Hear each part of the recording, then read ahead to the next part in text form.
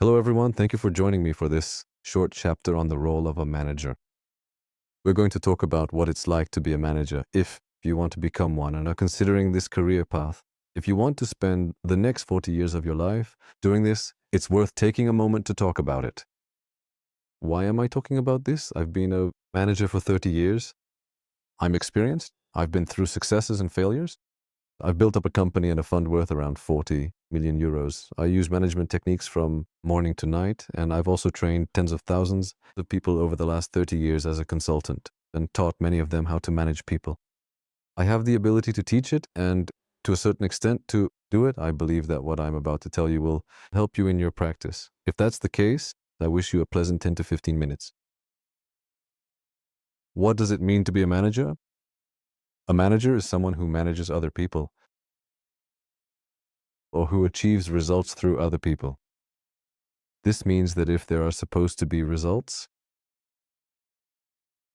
or even repeated results, then an executive person performs them directly themselves, but a manager achieves them through other people. So they have to build a team of experienced, old, young, motivated, unmotivated people, whatever is available to them.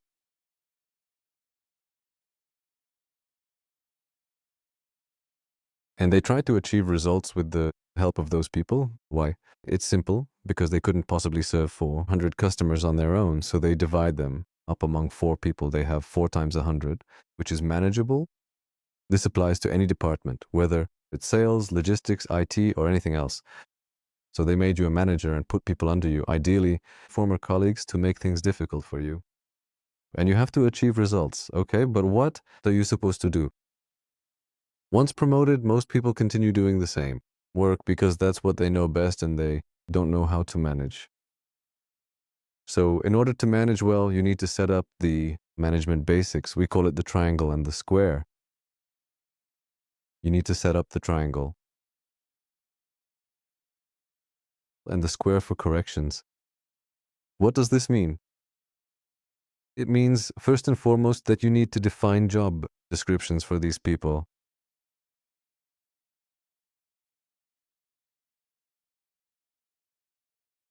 And give them standards.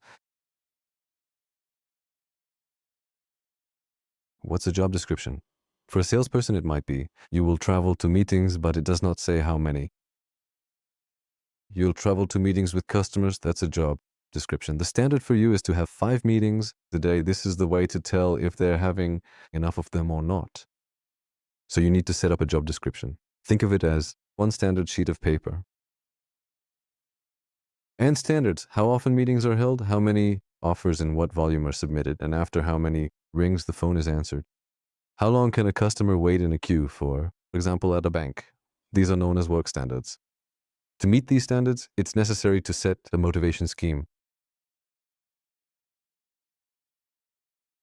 And that's the base salary.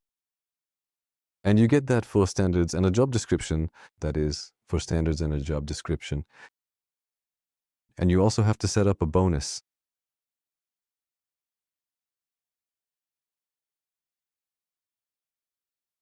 And you get a bonus for achieving your goal. This means that you still need to set a goal or goals here, and you'll receive a bonus for achieving them. That's the first thing you have to do. That means, okay, this person earns 2,000 euros and is supposed to do these operations. That's their job description. They have to perform them according to these standards. If they don't meet the standards or their job description, do you take away their bonus? No, not at all. It's not related to the bonus. You train them, motivate them, and if that doesn't work, you may need to consider a change in role or other personnel steps. It's like if a bus driver refused to drive the bus. The role may not be the right fit for that person here.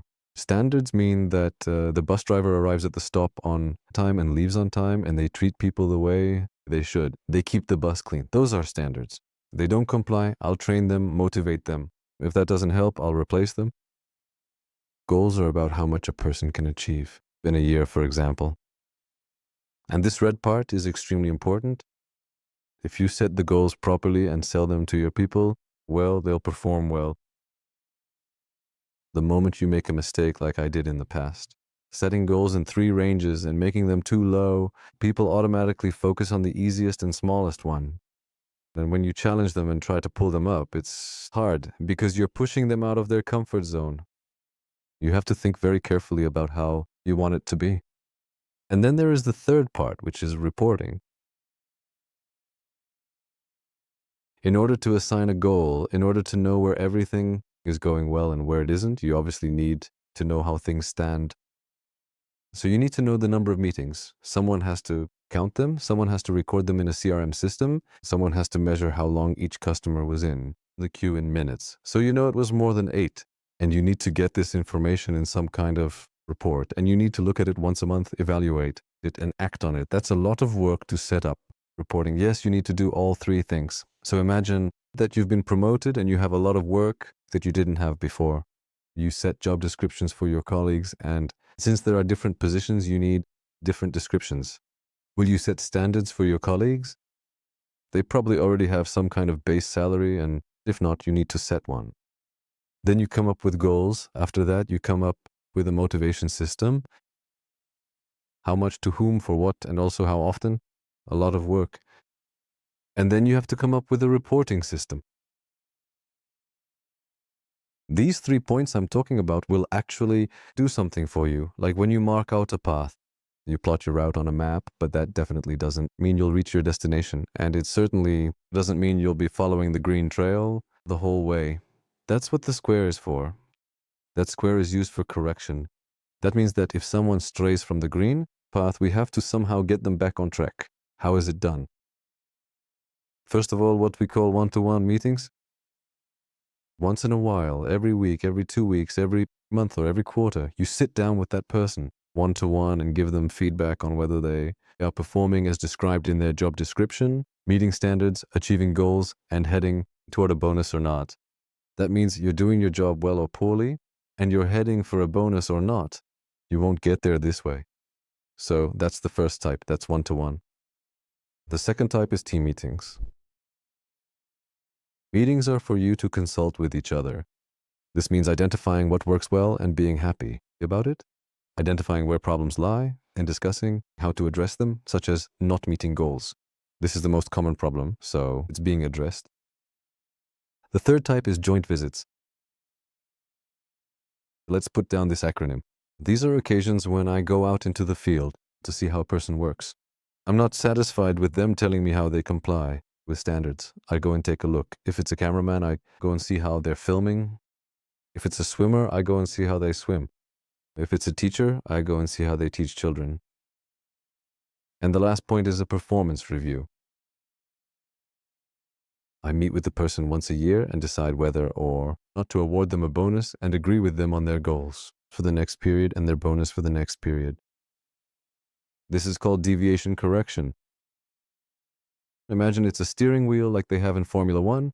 They have a square steering wheel, not a round one like we have in our cars. That's exactly what it is. We adjust direction as needed and guide those team members whose performance has moved away from the agreed path so that we can bring them back to the designated route we have set for them. That means that when a rainy scenario comes our way, I'll turn them back to a sunny one. In other words, this is the job of a manager, to achieve results through people.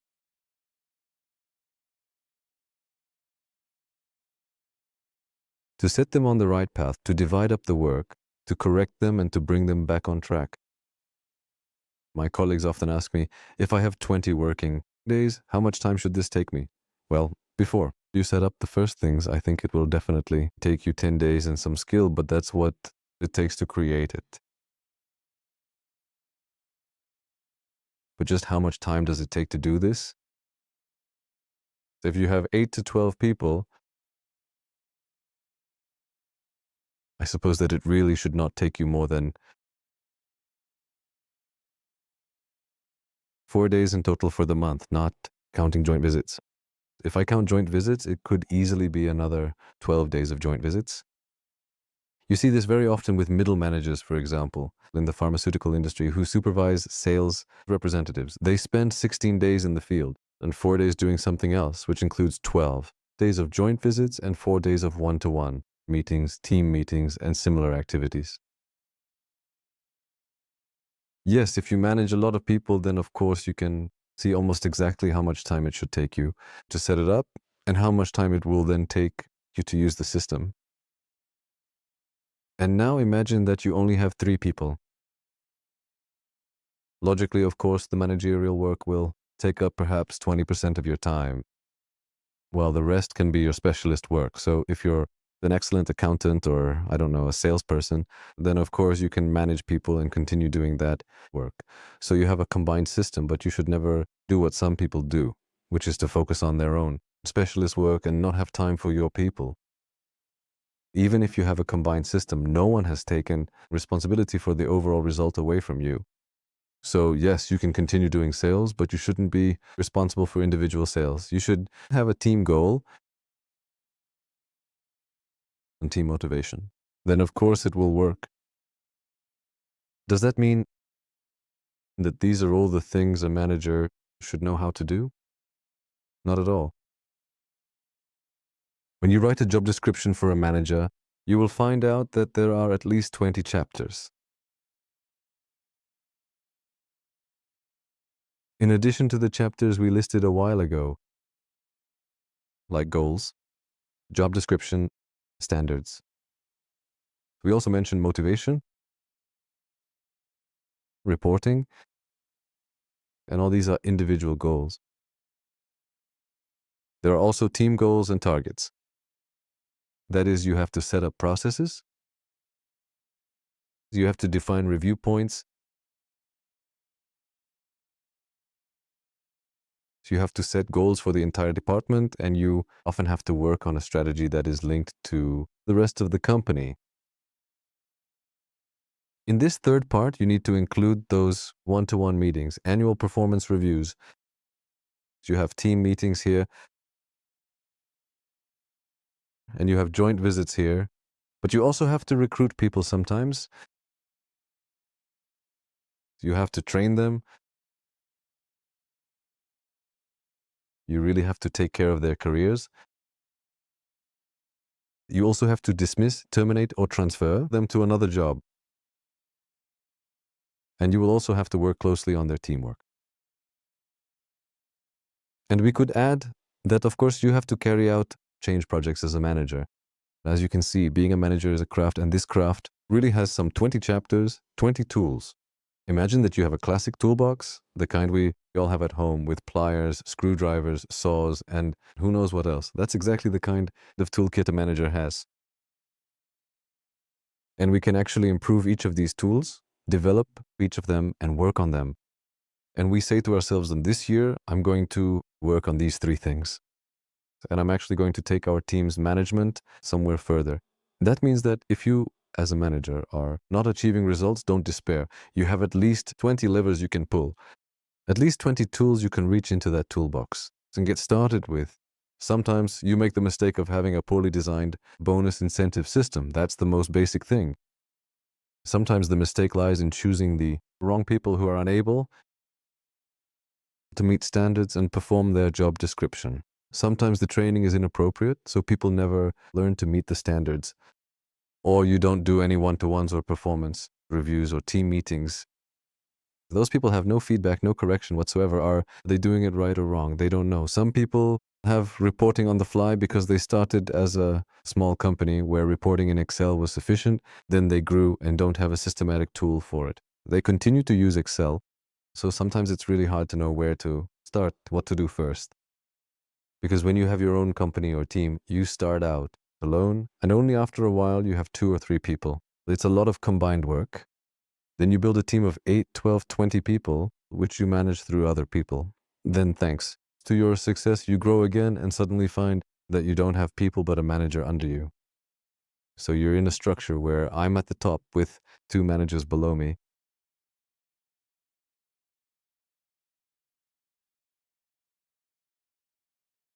And only then are there the people who do the work, with one manager having 5 people reporting to them and another having 8. But that means that not only do you have to have the triangle and square, but those below you must also have the triangle and square setup.